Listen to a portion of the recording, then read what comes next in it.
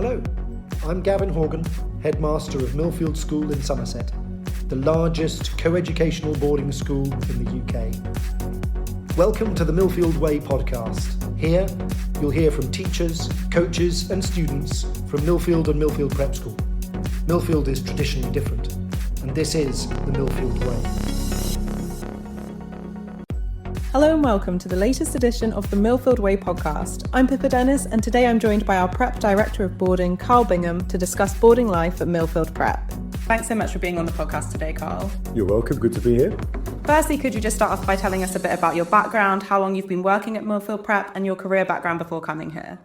Right, so this is my 6th year as Director of Boarding at Millfield. With that, I was running one of the girls' houses, Holly's house, for 4 years before I was decided to come out and focus solely on the Director of Boarding side of things, which has given me a lot of more time to support the staff. Prior to that, I've worked in 4 other boarding schools at all different levels, but mainly at house parent and also Director of Boarding, as well as being a Deputy Head Pastoral.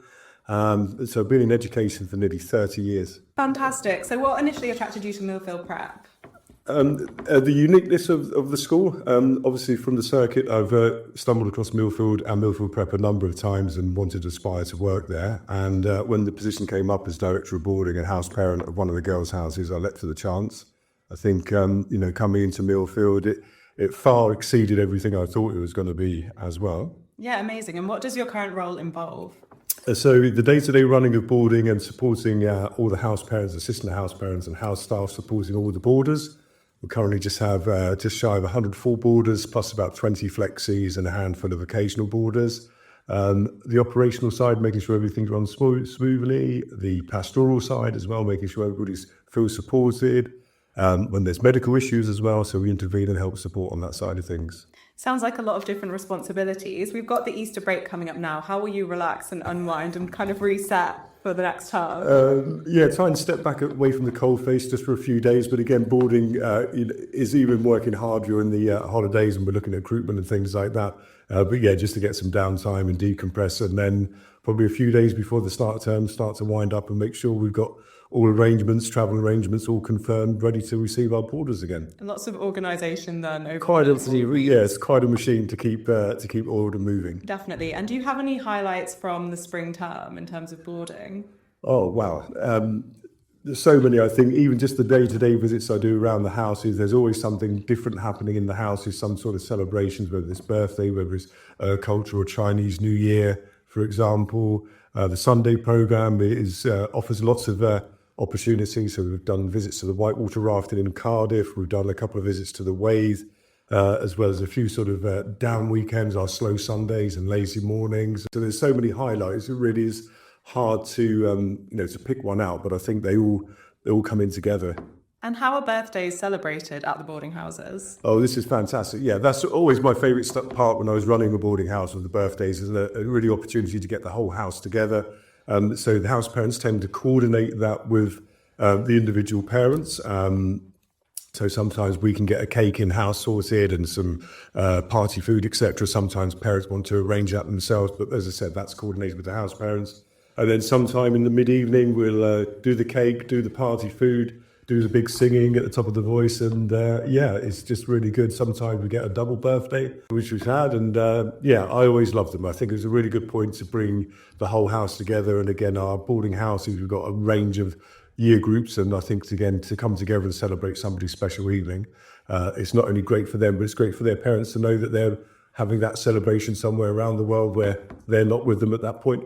So we have a few different boarding options. Would you be happy to just walk us through those? I will do my best. So our sort of traditional one is the full boarding. So that takes us through 7 days a week. So quite often it's our international boarders and some of our expats and some of our UK boarders where parents are slightly further afield.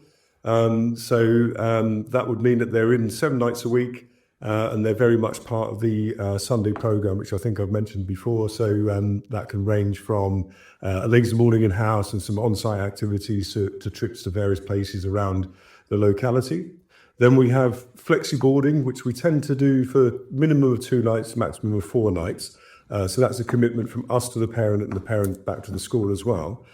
These are very useful because some of our pupils have a little bit of a journey in, who might be just on the edge of our catchment area. So it can mean that they've got lots of journeys coming into school, and by doing some flexi-boarding, that can alleviate some of that transport time as well, either on the school transport or parents sort of moving them in 5 or 6 days a week. And with that, the flexi-boarding option gives parents the opportunity for their son or daughter to be part of any of the activities, the early morning swims, the later swims, the riding, the tennis, which go on start quite early in the morning and go on to the evening as well. So again, some of them work the flexi-boarding around their individual son or daughter's commitments on those activities. So you mentioned it could be 2 nights to 4 nights. Would that usually be the start of the week, the end of the week, or does that really depend on the pupil's interests? It really depends on the interests and likewise where the activities fall as well. So they're not always back-to-back sort of on a Monday or Tuesday. It could be that there's a Monday night swim and there's a Wednesday morning swim or a Wednesday afternoon swim, and they stay in for those or come in for those. Some do a block 4 weeks, some do 2 nights over a spread of weeks. So, it just really varies down to the individual. And what do you think is not on the website that you think would be really helpful for a prospective pupil to know about boarding? That's really hard. It's really hard to put people's stories in, or people's experiences into a story. I think just feeling the hub and the vibe of the house is really good. I'd always sort of recommend having a taster, to be honest, to really get a good feel of the houses. They are busy places, but they're fun places to be in. They've got their own identity in one way, but they all work together to get the same result. I think really sort of trying to feel it is difficult to put into words on the website sometimes, but they're really good fun and exciting places to be. What does the taster actually involve? So a taster would be just to follow through the typical routine of a day and an evening. So we've had it where we've got current day pupils that have tried, had a taster into boarding, either looking at maybe some occasional boarding and maybe some regular flexi boarding. So they get an idea of what it's like to sort of, continue that journey to supper, then into prep, which we do for an hour in the evening as well, slightly shorter for the younger pupils in year 6 and below. And then the house routine in the evening where they come back to the houses, unless they're in year 8, where they do their prep in-house. But also to feel what it's like with the activities, the opportunities. And likewise, if they've got any of the activities that they're doing, as I mentioned earlier, the swimming, the tennis, some of the riding when we get into the summer months goes on a little bit later in the evening. So feel that the journey doesn't finish for them at 5 o'clock, it continues. And whilst there is a certain amount of structure and formality, there's also a lot of informality with that. And just having, the quotes that I hear when we speak to boarders and occasional boarders and flexes is just having friends on tap and just being able to go off and do things, all within the house and all within the surrounding areas of the house. But again, when we get to the summer term, what's lovely is that house staff tend to use the school facilities more. So we're out in the fields more, the cricket nets, the sports hall. So it really does give a good extension to the day as well. Yeah, amazing. So a very busy summer term. Very busy summer term coming up. And so tasters are really good. And then likewise, the overnight experience, communal living, sharing a dorm with 2, 3 or 4 other people, getting up, being semi-reliant on getting yourself ready. Obviously, you've got to support the house staff there. And then into breakfast to start your school day. Amazing. And would you say that the boarding houses all have very different personalities? Yeah, I think they have their own sort of identities, which is great because that all seems to work, and the house staff, the house parents have slightly different ways in which they go about trying to achieve the same thing. So I make sure that everything's consistent across the houses, but they're all equally fun, as I said, and vibrant in their own way. So there's lots of clubs and activities which you mentioned. There's also prep time and kind of getting homework done. How does the routine adapt to accommodate different pupils' needs for that? That's down to the house staff, I think, and likewise me sort of overseeing that as well. So we support everybody through that journey. Some adapt really easily, really quickly to it. Some need a little bit of a helping hand. So if I start the school day, organising it, acing in the morning, that comes a little bit from the night before, making sure pupils have got everything they need for the day. With the younger ones, we sort of talk through their timetable the following day and their sports commitments, make sure they're packed and everything else for that. And, so generally that seems to work well. We also use the older pupils where we can, some of the year 7 and year 8s to help out. I think that gives them that leadership quality and that responsibility. Whilst responsibility still lays with the staff, it's giving those older pupils a chance to help out and to reach out to the younger pupils in their house. The organisation in the evening, so once we get to 5 o'clock, everybody goes up to supper unless they've got a sports commitment. Again, the sports coaches, usually swimming, tennis, will coordinate that. And then we help them through prep. So there's always a member of staff in with a group of pupils doing prep to help with the academic side of things. Prep is recorded on the pupil portal, so staff can see what preps they've got, and we can chase up to make sure those preps are done, but all equally support as well. That can be done in the boarding house, and then likewise in the evening, that kind of routine of support and preparation for the evening, and the next day starts again. So much going on in the evenings. How do you make sure that everyone goes to bed on time?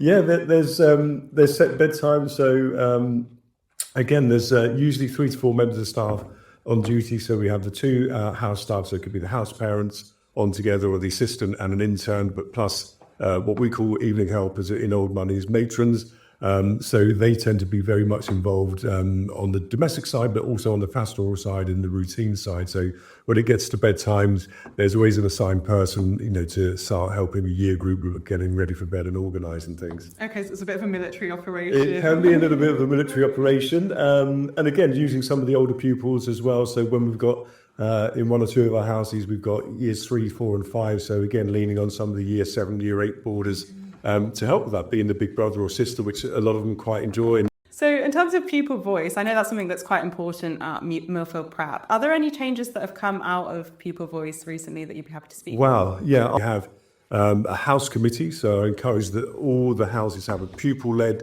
house committee, and they meet at least once a half term. So that kind of feeds into the boarders committee. I know some houses do 2 or 3 meetings a half term as well, and that's all minuted and shared within the house as well. And I tend to ask the staff to step away from that, and that's led by some of the older pupils, maybe the heads of house.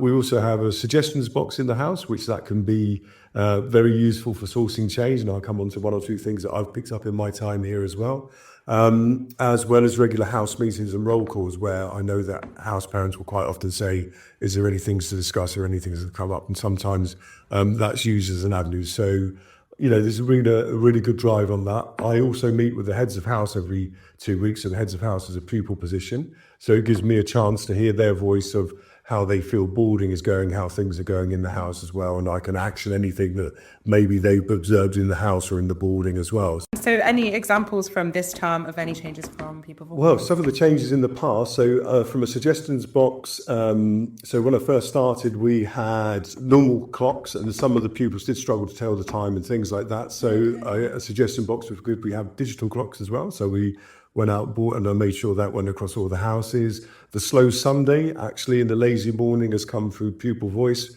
When we came out of sort of post-COVID and things where we had to do quite a lot of activities on the site, we opened up and did quite a lot of activities off-site, which mean we'd be away from the school for most of the day. But few pupil boys over the last sort of year or so, I introduced 1 or 2 slow Sundays, and they've asked for more slow Sundays. So they get a little bit of a lazy morning in house. Sometimes we're lucky we get the breakfast van, which goes round to deliver breakfast to each of the houses, so they don't have to leave their houses. They can have real downtime. And then we do some low-level activities in the afternoon. And we put on sport as well for those that want to do that as well. So I think that's continually being shaped as well.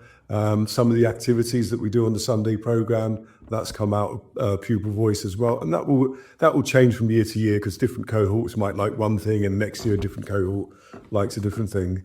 So there's been generally quite a lot. Some of the food choices as well has come through pupil voice as well. So we now have a termly boarders choice. So each of the house get a selection of menus to choose from, which their house can have, which the whole boarding will have on a set night in the week as well.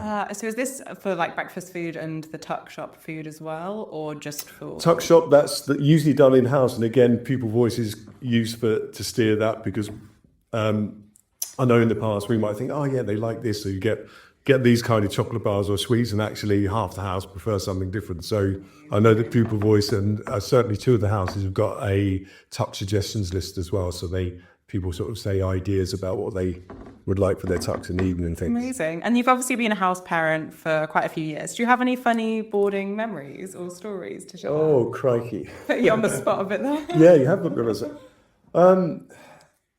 I think there's so many fun times. I think the birthdays always stand out for me because I feel that's a privilege to share something so unique with the pupils and to make it special for them and their parents who aren't there.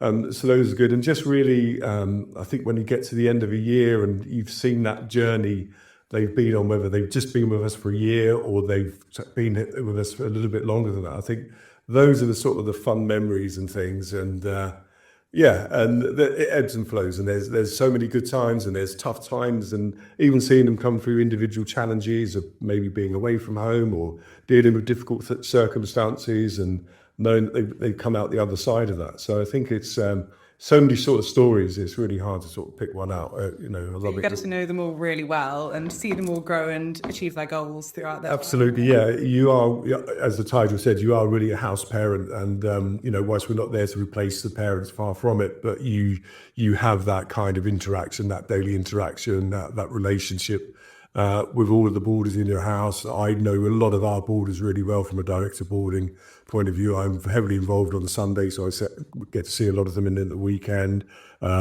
Very visible around the houses in the week, very visible at breakfast and supper. So again, just to check in and see the older ones, the younger ones, going through any positives or any things that aren't going so well. So I think that really sort of typifies the whole uniqueness of the school as well, that really sort of care and environment. Yeah, amazing. And what do you do when pupils are sick? Right. So, unfortunately, when they're unwell every now and then. So we've got a medical room in-house where we can put pupils if they need to be away from others, if they've been upset tummy, etc. And there's call bells in there as well. And there's usually ensuite bathrooms. We've also got the on-site medical centre. So if we ever removed a pupil away from others, medical centre would be involved with that as well, just so they're aware. They would come in and check the pupils. If they need to stay at school, if they're sort of well enough to be at school but need to be away from the school day for a few days and they're looked after, we have a member of staff that will come in and look after pupils in the houses as well. We obviously keep parents up to date, make sure that pupils got access via their phones at said days as well to call with parents.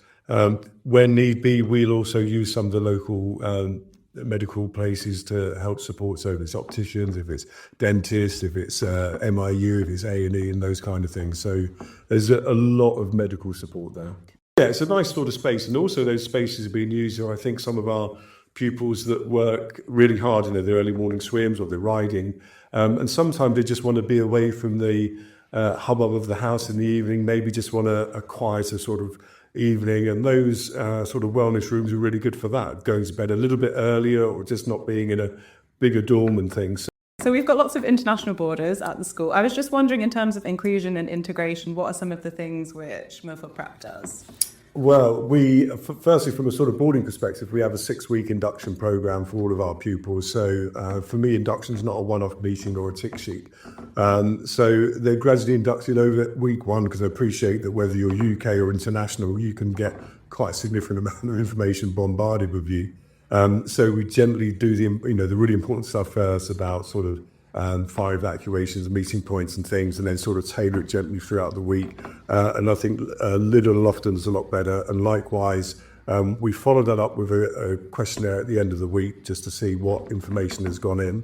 And then likewise, that helps target any pupils that might be struggling, whether it's a language barrier, whether it's an understanding some of the routines. And then you can tailor week 2's induction towards that a little bit better. Sometimes that's reinforcing some of the areas that they weren't so sure about. Likewise, it's also about how they're feeling. So when I sort of do the week 2 is how you feel in the school, how you feel in the house, have you made any friends, so it gives us an idea of how they're reaching out and who they're reaching out to.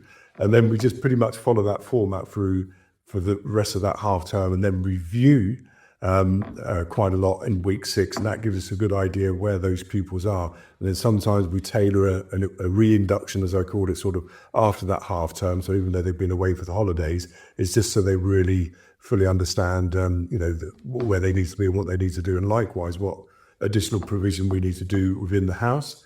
If we do feel that there is a language barrier, an understanding barrier, we very much link up with the EAL side of things as the house, with the school, so that they can come and help with the house as well. And sometimes we even use, if it's getting things ready for school or not sure what to take to school, again, we'll get a pictograph or something like that to help pupils understand as well. Amazing. It must be a lot of information for people that's coming to the school for the first time to be onboarded with. So I think 6 weeks is a great amount of time to kind of drip feed that. It seems to work really well, yeah. So I'm really glad we sort of introduced that a few years ago. I just felt that, when we were, again, reviewing what we do, I do that on an annual basis, kind of felt that, some pupils weren't always, sort of getting what the support was there for them, or understanding what was there for them, or needing to know what they needed to do at times. So that 6-week program seems to get a lot of things covered really well. Yeah, amazing, and allow you all to keep an eye on exactly how everyone else is doing. That's fantastic. And how often are pupils encouraged to contact home? They get a little bit of tech time every evening, so we often remind the pupils, because sometimes we get emails from parents saying, I haven't heard from my son or daughter for a week or two, and please can you get them to call me? And I think that's testament to what we do in the houses as well. There's lots of distractions for them to do as well, but they've got the opportunity to call home every evening. For our international boarders on different time zones, we allow their phones in the morning before school, so they can get that touch base at a good social time for their parents, rather than at a ridiculous time that doesn't suit the parents in the evening for us. So yeah, there's regular contact, but we do get the odd parents. We do remind the pupils, and we do get the odd parents saying, please can you get them to call me. So with time zone differences, that's all kind of... It has been sorted, yeah. So quite often I would say there'd probably be at least a dozen or so pupils in the morning that will have access to it across all the houses, that are phoning, people from the Far East and things like that. They were very much ahead of time. And then, that it's not an issue so much in the evening when everybody else gets their tech and things. And if tech time has run out, is there any other ways that they can get in touch? So we've got the office phone. So that's the main house phone that goes into the house parents, but also each of the boarding houses has at least one, possibly two lines that are pupil lines for parents to contact in as well. But if one of the pupils needed, if there was a problem with tech, or their battery had run out, or they needed to call their parents, or vice versa, we'd encourage just calling the house phone first of all, and then we can direct them to one of the pupil-led lines as well, because they're not phoning out numbers, they're only incoming calls. But again, we can coordinate that from the house phone. Okay, amazing. And what's been kind of most surprising to you since starting this job about boarding at Millfield? Oh, again, I'll go to uniqueness, and just it is a busy place. I've worked at, as I said earlier, a number of boarding schools. I've seen a number of boarding schools as well, and everybody will say they're busy, and in their own right they are. But this, I think, is a very busy school, and I think the opportunities are endless with all the early morning activities you do, the activities throughout the school day, the lessons throughout the school day, activities into the evening, as well as the opportunities for the boarding houses, as well as the Sunday programme for the weekend. So I think it really is an action-packed, busy school, and it's certainly the busiest school I've worked at. And I've worked at, as I said, 4 others, and those were senior schools as well. And I'd say that Millfield Prep definitely trumps them with opportunity and busyness. Amazing. It kind of feels like the pupils here can do it all. Like they can do the social life and the academics and their extracurricular activities. They can, and we walk through them on that journey with them. Some do have lots of activities, and we monitor that as we go as well. So we kind of can tailor that to them as well, and maybe say step back from this activity for a few weeks, or particularly when some of them get lots of competitions coming up, we sort of manage what they're doing as well. So that starts with the house parents and then the group tutors in school, and that will be coordinated with me and the director of sport as well. So we feel there's heavily committed, but likewise ones that we feel should be taking more advantage of those opportunities, we coordinate that with parents. Or in the past where I felt some of my girls when I ran Hollies should be doing a little bit more, we looked at other opportunities, whether that's horse riding, whether that was doing some early morning activities, some laser run and biathlon. We can ease them into that as well. Are there any success stories that have stood out to you? Oh, crikey. And again, another tough one. I think they're all successes in their own way, because for me, it's seeing them at the end of year 8 in particular, and whether their Millfield journey stops there and they go back home, or whether they've had a year immersion and things, or whether they go on to the senior school, and that whatever their next journey is, they're well prepared for it. And what's great on the opportunity to go up to see the senior school, we've seen, not just the girls from my previous house, but seeing all the other boarders that I know, that how a lot of them have just carried on that journey and really happy and successful. So I think it's just seeing people that they experience different things in different ways of organisation, being away from home, being independent, being part of a communal living. I think, again, it's just seeing all of those little wins over time to see that journey at the end. Yeah, amazing. And do you have any future plans for boarding coming up in the summer term or over the rest of the year? The summer term is still I always review what we do. We've got exciting weekend activities where we got a green theme park. We've got Dorset Adventure Park, which is the boarders love. So we take about 90 odd boarders down there for, I think it's about a 3K mud run and then some inflatables. Then we do our end of year sort of fun activity on the Sunday. They'll have their house trips.